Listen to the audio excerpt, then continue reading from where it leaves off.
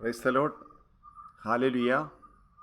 നമ്മുടെ കർത്താവായ ഈശോ മിശിഹായുടെ നാമത്തിൽ ഈ ശുശ്രൂഷയിലേക്ക് നിങ്ങളെല്ലാവരെയും ഏറ്റവും ഹൃദയപൂർവ്വം സ്വാഗതം ചെയ്യുന്നു.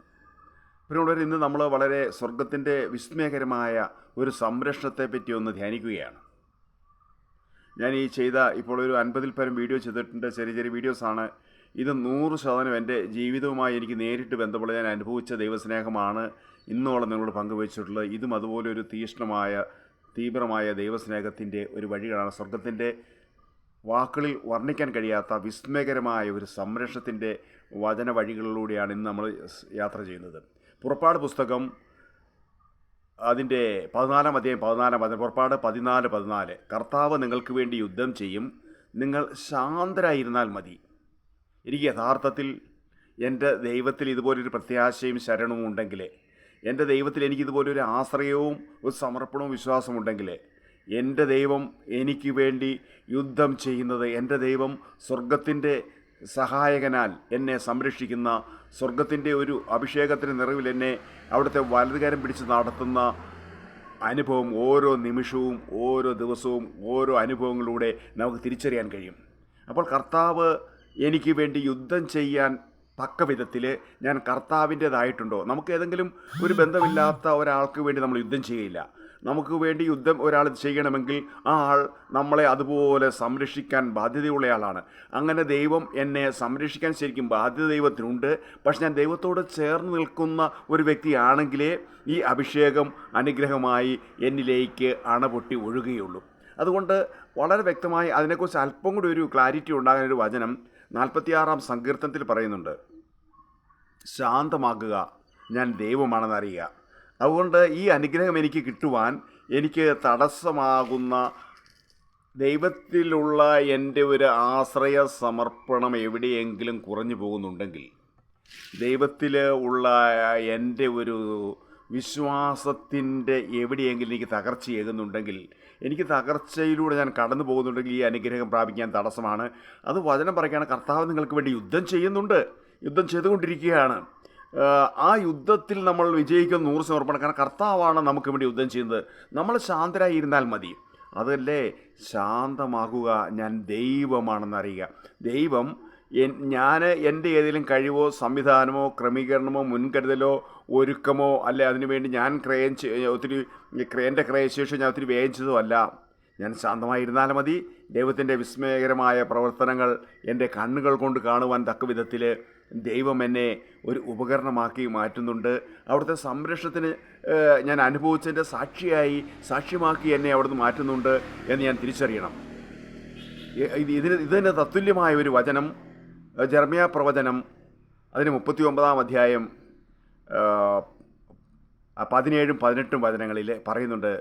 കർത്താവ് എനിക്ക് ഒരു വലിയ സംരക്ഷണമായി മാറുകയാണ്. അവിടെ നീ ഭയപ്പെടുന്നവരുടെ കയ്യിൽ നിന്നെ ഏൽപ്പിച്ചു കൊടുക്കുകയില്ല, നിശ്ചയമായും രക്ഷിക്കും, നീ വാളിനിരയാകില്ല, എൻ്റെ കരം നിന്നോടൊപ്പം ഉണ്ടാകും. പിന്നെ ഈ വാഗ്ദാന വചനങ്ങളൊക്കെ ഒന്ന് നമ്മൾ വിശുദ്ധിയോടെ വിശ്വാസത്തോടെ ഒന്ന് വിശ്വസിച്ച് പ്രാർത്ഥിച്ചാൽ ഈ സ്വർഗത്തിലെ ദൈവം, ഈ വചനങ്ങളിൽ നിറഞ്ഞു നിൽക്കുന്ന വചനം തന്നെയായ ദൈവം എൻ്റെ പ്രാർത്ഥനയും എൻ്റെ ഈ വചനത്തിലുള്ള എൻ്റെ വിശ്വാസവും എൻ്റെ സമർപ്പണവും കണ്ട് എൻ്റെ ദൈവത്തിൻ്റെ പക്ഷം ചേർന്ന് നിൽക്കുന്ന ഒരു വ്യക്തിയാണെന്നുള്ള തിരിച്ചറിവ് ദൈവത്തിന് ഞാൻ കൊടുത്തുകൊണ്ടിരിക്കണം എൻ്റെ പ്രവർത്തനങ്ങളിലൂടെ.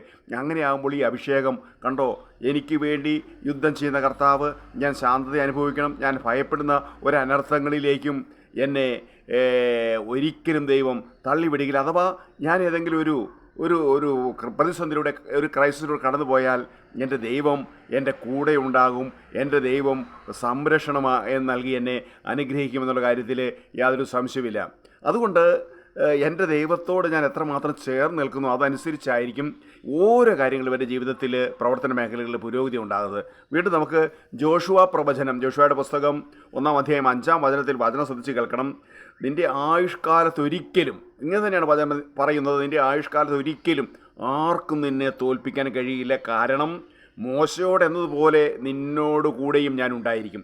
കാരണം ദൈവത്തിൻ്റെ സാന്നിധ്യമുള്ള ഒരു ദൈവ പൈതലിനെ ഒരു വിധത്തിലും ആർക്കും തോൽപ്പിക്കാൻ കഴിയില്ല. ഞാൻ ആകെ ചിന്തിക്കേണ്ടത്, ഞാൻ ധ്യാനിക്കേണ്ടത്, എൻ്റെ ഉള്ളിലുള്ള, എന്നെ കരം പിടിച്ച് നടത്തുന്ന, എന്നെ ഇത്രത്തോളം എത്തിച്ച, എൻ്റെ അമ്മയുടെ ഉദരത്തിൽ എനിക്ക് രൂപം നൽകിയ, എന്നെ ഈ നിലയിൽ എത്തിച്ച എൻ്റെ ദൈവം എന്നോട് കൂടെ സഞ്ചരിക്കുന്ന വിവരം ഞാൻ തിരിച്ചറിയുന്നുണ്ടോ?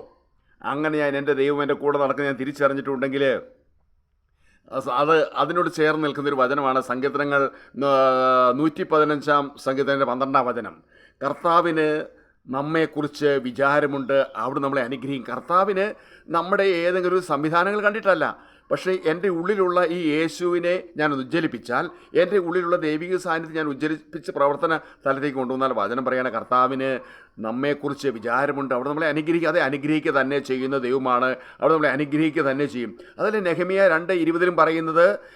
നെഹെമ്യാ 2:20 സ്വർഗത്തിൻ്റെ ദൈവം നമുക്ക് വിജയം നൽകുന്ന ദൈവമാണ്. നമ്മൾ പുറപ്പാട് പുസ്തകത്തിൽ 14 അധ്യായത്തിൻ്റെ 14 വചനം കണ്ടു. നിങ്ങൾ ശാന്തരായിരുന്നാൽ മതി, കർത്താവാണ് നിങ്ങൾക്ക് വേണ്ടി യുദ്ധം ചെയ്യുന്നത്. അതേ വചനം തന്നെ വീണ്ടും നെഹെമ്യാ 2:20 പറയുകയാണ് സ്വർഗത്തിൻ്റെ ദൈവം നമുക്ക് വിജയം നൽകും. നമ്മുടെ ഏറ്റെടുക്കുന്ന സകല മേഖലകളിലും എൻ്റെ ദൈവം എന്നെ വിജയിപ്പിക്കുമെന്ന് ഇവിടെ വളരെ വിശദമായി വാഗ്ദാന വചനം നൽകി നമ്മളെ അനുഗ്രഹിക്കുകയാണ്. വീണ്ടും യെരമ്യാ പ്രവചനം 30 അധ്യായത്തിൻ്റെ 8 വചനം നമ്മൾ ശ്രദ്ധിക്കേണ്ടതാണ്.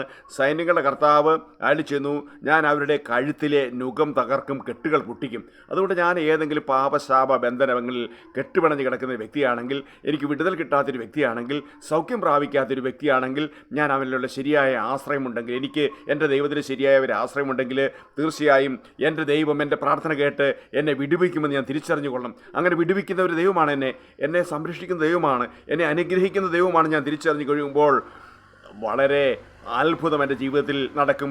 എൻ്റെ ജീവിതത്തിൽ വളരെ അത്ഭുതകരമായ വിടുതലും സൗഖ്യവും ഉണ്ടാകും. സുഭാഷിതങ്ങളുടെ പുസ്തകം 16 അധ്യായത്തിൻ്റെ 7 വചനം പറയുന്ന, ഒരുവൻ്റെ പ്രവൃത്തികൾ ദൈവത്തിന് പ്രീതികരമാകുമ്പോൾ അവൻ്റെ ശത്രുക്കൾ പോലും അവൻ്റെ രമ്യതയിൽ കഴിഞ്ഞുകൂടും.